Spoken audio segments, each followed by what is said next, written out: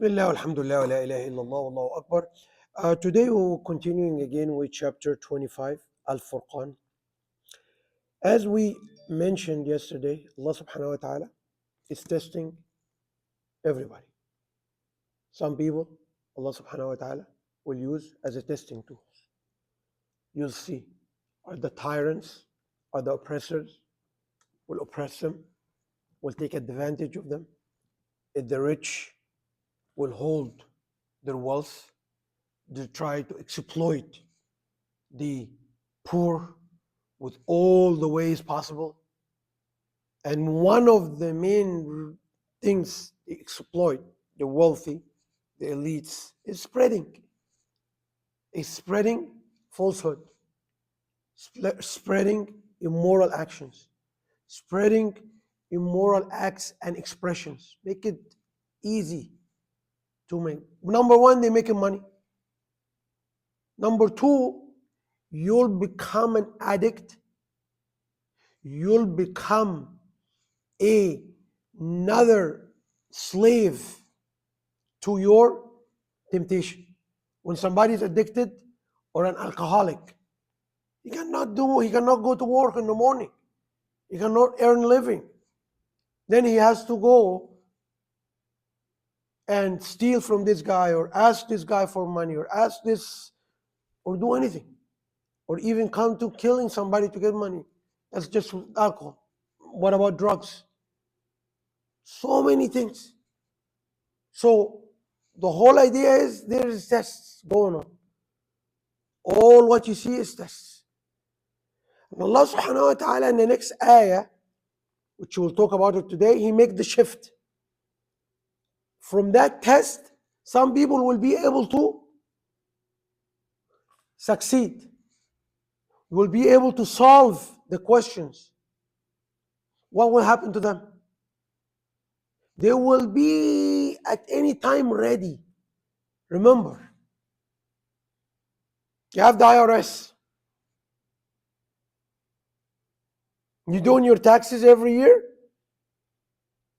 You keeping your receipts?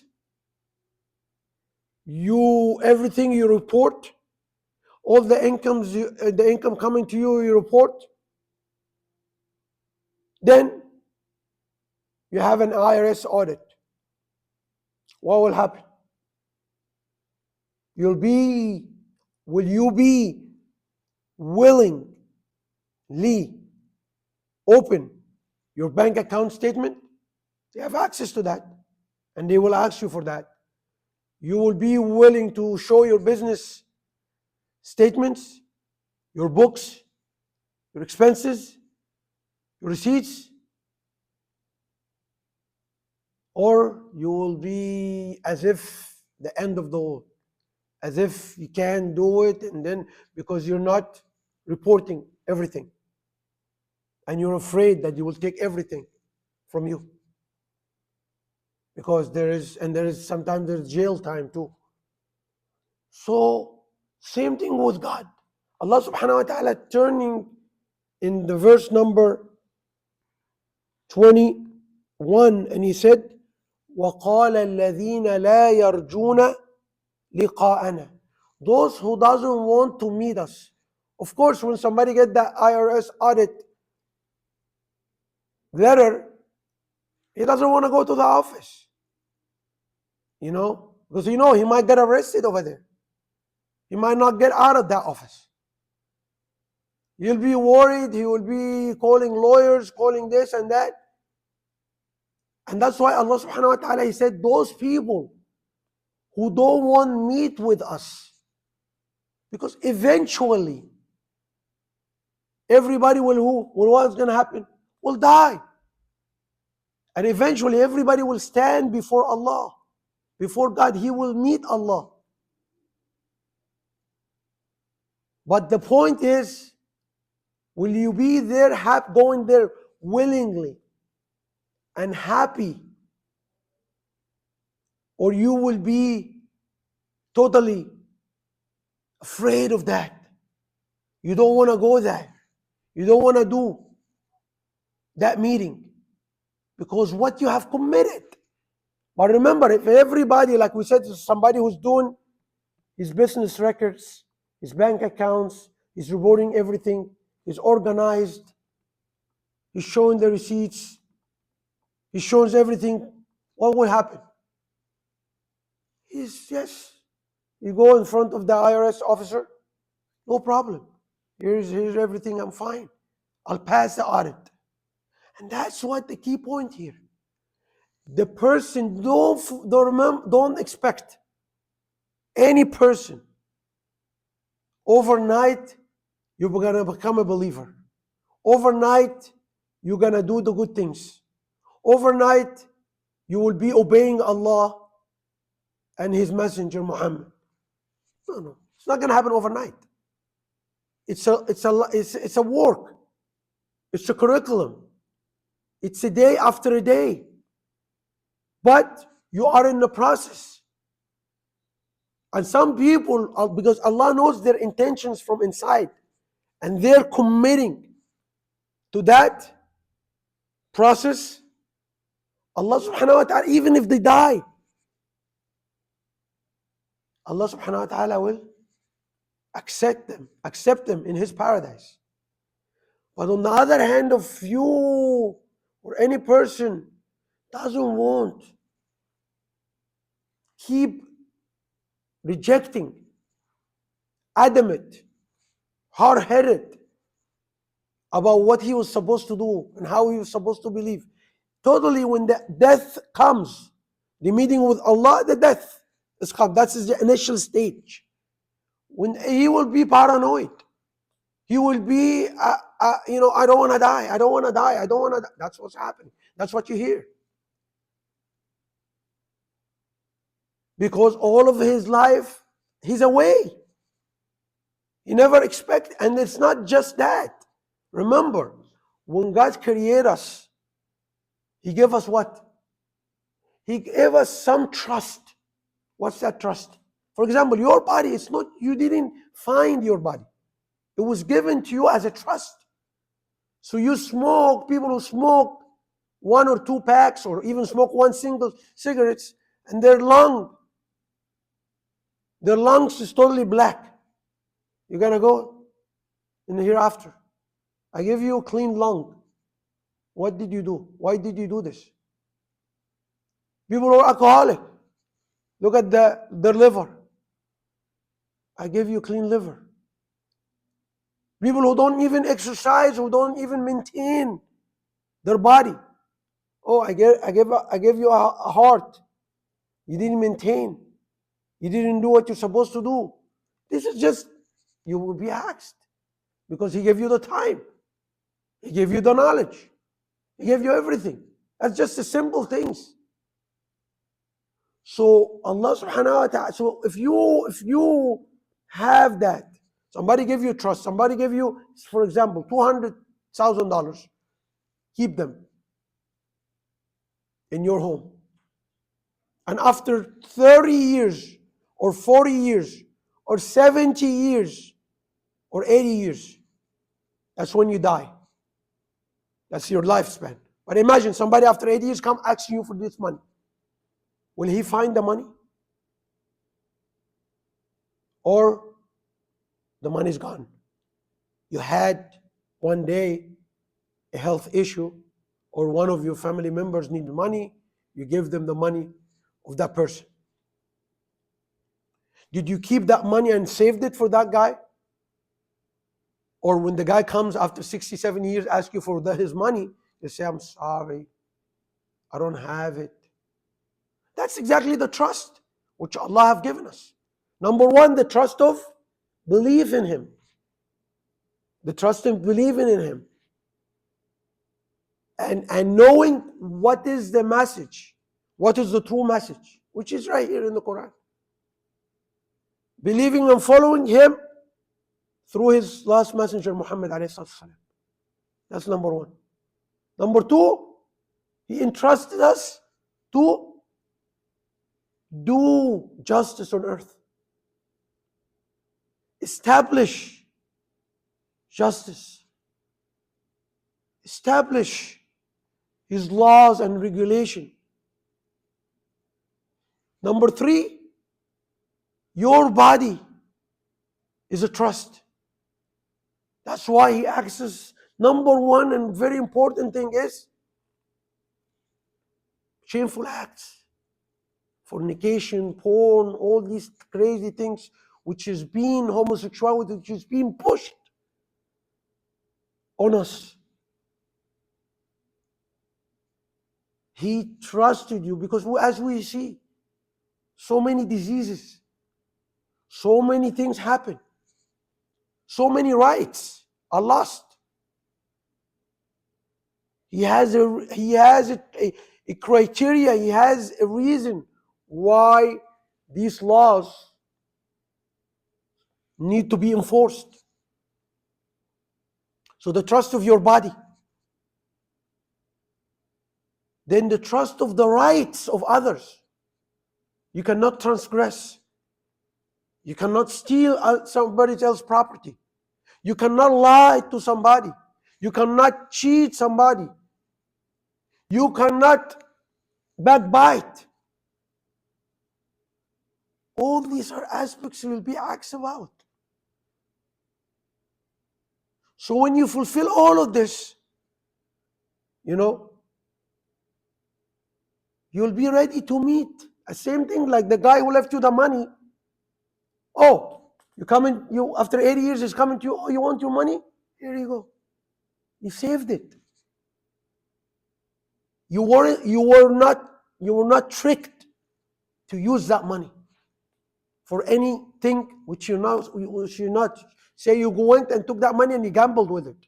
You used it for buying vacation, using it for you buying an apartment for yourself, taking it for yourself, and not looking for that person's rights. Same thing. Allah has rights on us. God has rights on us. And we have to fulfill because we will be asked. Once we fulfill these rights, we'll be ready to meet him. Oh, the angel of death is coming. I'm dying. I had a car accident, for God forbid, for everybody. But nobody want to die, and we're not asking for anybody to seek death, but it will happen. But at that point, when you're coming, because it happens suddenly, are you ready? That's the question. That's the question. And if you have fulfilled, because like I said, I talked about an IRS, nobody wants it, but it will happen, or it can happen. But are you ready? That's the question. So are you ready? The way ready is, did you fulfill? Once you fulfill the rights of Allah, once you fulfill the rights of the people around you, here you go. The angel of death is coming. I'm here. I'm ready. I did everything. What I'm supposed to do. So there is no fear. So Allah subhanahu wa ta'ala come in that verse and said, those people who وَقَالَ الَّذِينَ لَا يَرْجُونَ. And also the other part of it, remember, every day in the morning, you wake up, you open your door, you see an Amazon package. Another, every day, an Amazon package. And you, signature from Allah. From Allah.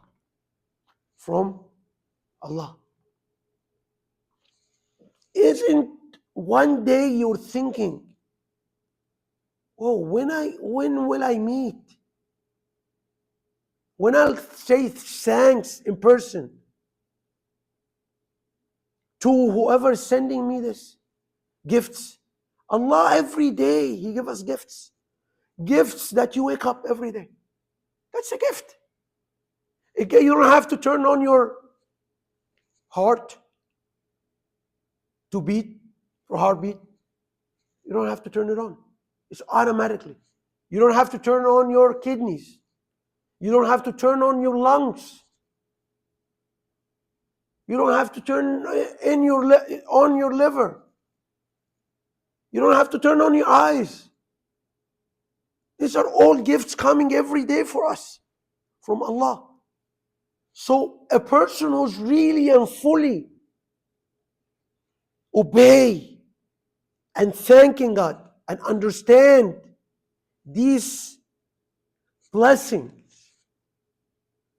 these gifts which Allah brings to us every day, he will be eager to meet the Lord. You know, we're not asking you to harm yourself, or nobody's supposed to harm himself. But when the time comes, when Allah, everybody has a time, you will be happy because, oh, this is the entity which has been given me. This is the entity which I'm loyal to. This is the entity who I've been working for. This is the entity who protected me. This is the entity who took care of me in the time of hardship. I want to say thanks. So his attitude going to Allah, going to God, going to death will change. It's become like something routine. Same thing like a birth of a child, same thing, somebody's dying, because this is not the end. This is just the start. It's the end of the test. But after this, there is accountability and judgment. And after this, there is prizes. Somebody will go to the paradise and others will go to hell. That's how it is. You have to look as positive.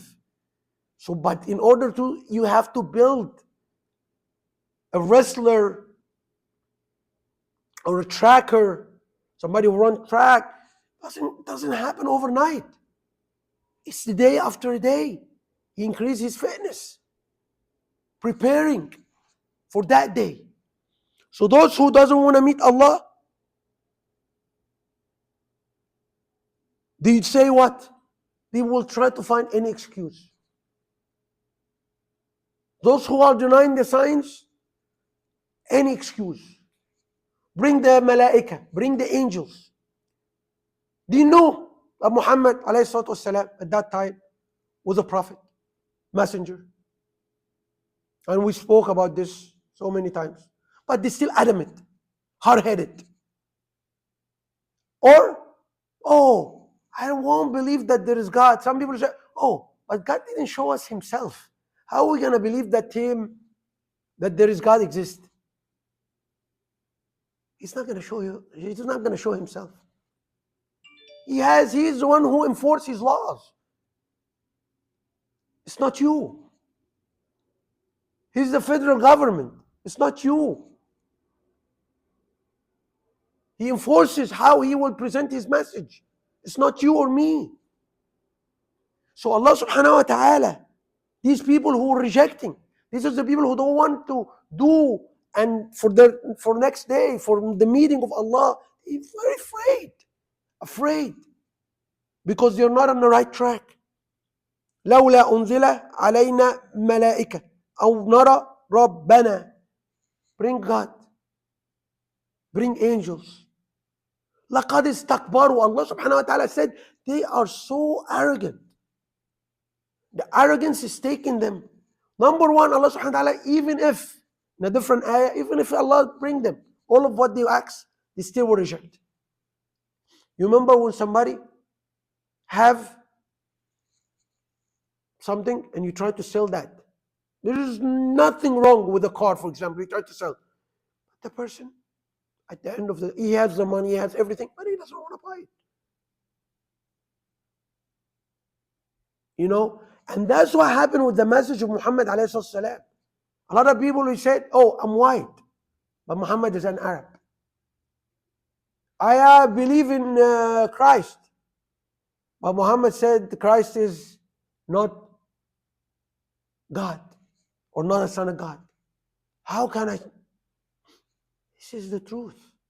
You have to believe in the truth regardless.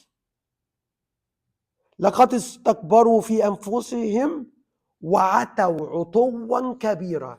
Indeed, they exceeded the limits big time. And this tells you one very important thing. The person who's not going to recognize that he will die, he will meet God He will stand before God at a certain point. There is nothing will stop him from doing anything and everything. There is no limits for his falsehood. There is no limits for his corruption. There is no limits for his wrongdoing, and he will justify that with all means. When you kill innocents, oh, the terrorists are hiding behind them. When you have homosexuality, oh, that's what they feel like. When you have all kind of stuff, oh, the economy. When you make legalize weed, oh, what we need to do? People want it. It doesn't harm nobody. It doesn't cause addiction. So you'll justify anything to fit, because there's no restrictions. And this is why Allah subhanahu wa ta'ala, they will go and go and go limitless in their arrogance, in their falsehood, in their corruption on earth. أقول قولي هذا أستغفر الله لي ولكم ولسائر المسلمين.